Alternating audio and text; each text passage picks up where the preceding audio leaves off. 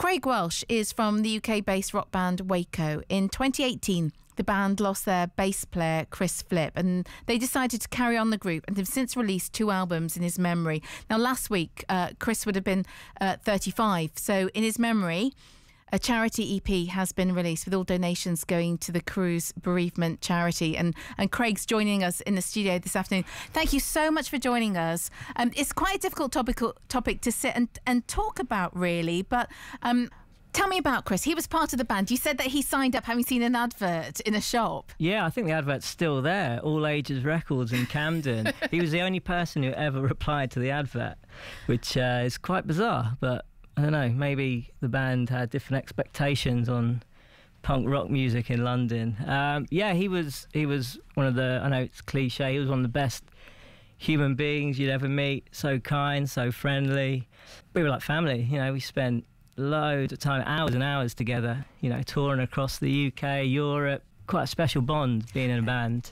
It would be. I can imagine it just being really close. And I know that you're based here in Jersey, it's where you live, and your bandmates are all over the place, but together by performing you have that friendship and that link together. And so when he died 5 years ago, obviously it's a horrible shock, but as young band members, how did you all cope?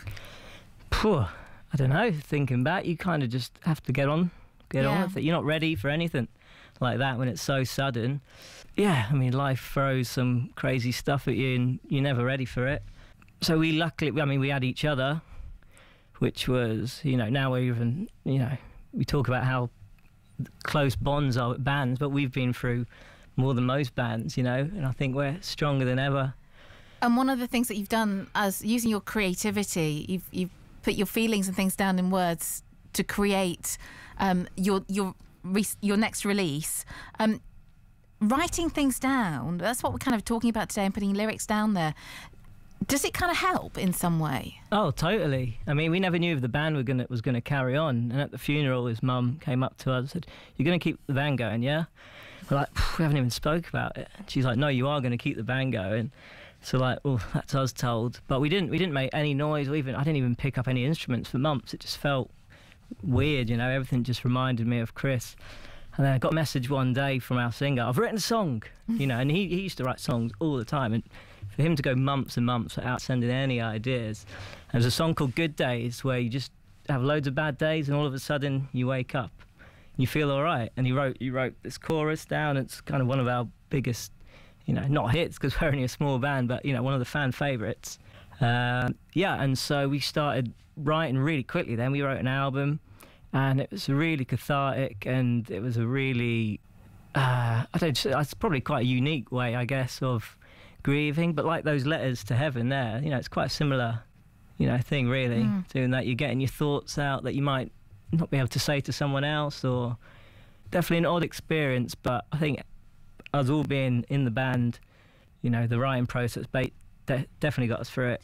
And I guess, I mean, I don't know what it's like to write a song, but I imagine there's a lot of things which are written out and then scribbled out and then rewritten, and it's kind of, it's processing all these different thoughts and how best to write them or how to say them and deal with them. And they're not always the easiest things to talk about, but if you're turning them into lyrics, suddenly you're putting them out there creatively and you're also sharing them with lots of people too. Yeah, so many people come up to us and go, "Oh, I lost a friend, you know, this song really helped get me through," or "I had a really bad day."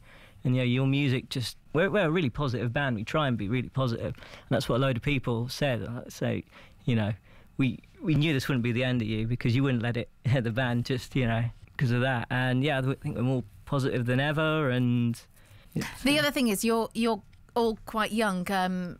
Chris would have been 35 last week. Yeah. So actually it's still quite a young time to be dealing with such a big bereavement, isn't it, as well? Yeah. Now that what's it like then, releasing a song in his memory, and because it's a charity song as well, the money that you raise from it is going to the bereavement charity Cruse. Yeah. So there are loads and loads of positives coming out of it. So as a band, how does it feel? Yeah, really good. I mean, you know, we tour all over the shop. We have people who come and see us who used to go. I met someone once at a gig who went to uni with Chris, and we didn't know them, and they just said, "Oh, I knew the band through Chris," and they came up to see us after he'd passed away, and you're sharing stories and that, and it, you know, like we always say, keeping the band alive keeps Chris alive. Yeah. You know, wherever we go, you know, wherever we play, being in the van, making stupid jokes, you know, he's always with us. What's it like then now? I mean, it's 5 years on. It sounds a bit crass to say, does it get any easier? Because I don't think anybody ever says it does. But, you know, as a band with all of you together, I know you miss him, and you're thinking of him obviously with the songs that you're releasing. But how do you deal with it? Well, the blessing of his family was, you know, a big thing, because like I say, we had no idea what we were going to do. The people who have jumped in to join us in the next chapter were really good, close friends with Chris as well, so it doesn't feel like we're, you know, cheating or whatever kind of words you wanna use. And the charity cruise, how important is that to you? Oh, big time.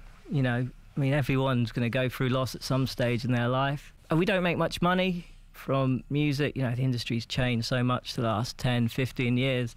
So, you know, if we can help someone or a charity with a little bit, you know, even if it's 500 quid here or there, you know, it makes it all worth it, really. I think we could talk for hours and hours and hours. I want to know what it's like then being a rock star but living in Jersey and then travelling over to all these things. They seem like two very different things, because Jersey life, it's quite quiet. Yeah, I mean, touring and gigging isn't as glamorous as you think. I've been on the plane a few times with Gilbert O'Sullivan. Oh, yeah. So, you know, he's a few tiers above us, but I still kind of think, oh, that could be us one day going to play the Royal Albert Hall or something like that. Yeah, it would be cool. It would be cool. So, big up Gilbert O'Sullivan, if you're listening. He might be. I never know. He appears on Radio Jersey occasionally, so we know that. So the single then, which is out, tell me a little bit about it. Right, so the single is called Flip Forever. Flip was Chris's nickname. We all knew him as. Basically, yeah, I mean, we've toured all over the UK, Europe for years, and our old driver, Paul Blue, he makes commercials and music videos and that, and he used to drive us around, so he always had his camera. Last month, he basically went through, he found loads of old footage and loads of old tour footage of us all over. You know, it's footage from Austria, Germany, France, all over the UK. So he made this video for the song Flip Forever and sent it to us as a surprise. So we were all blown away. He was really emotional. And then one of the guys said, oh, it's actually Chris's birthday in a few weeks. Why don't we just put it out, drop it then? So that was it, really. So many good memories. You know, it's bittersweet seeing all the old footage. You know, we're all quite young and seeing, you know, where we are now. But yeah, it's great just to have, say, all the technology now. Can watch that video and remember the good times. And where can we see it? Where can we hear the song and get all the details? YouTube, Waco, WACO. Flip Forever, it's on there, all the streaming sites, and yeah, your Spotify's and Apple Music, and I can't keep up with them all. It's everywhere, everywhere. I still listen to CDs, so... You'll be back on the old cassettes before you know it. Yeah, I need to buy a Walkman, I think. Oh, look, Craig, thank you so much for joining us. This is Craig. He's from the UK-based rock band Waco. The song is out now. It's called Flip Forever. You can find it on the band page. All proceeds from the single are going to bereavement charity Cruse.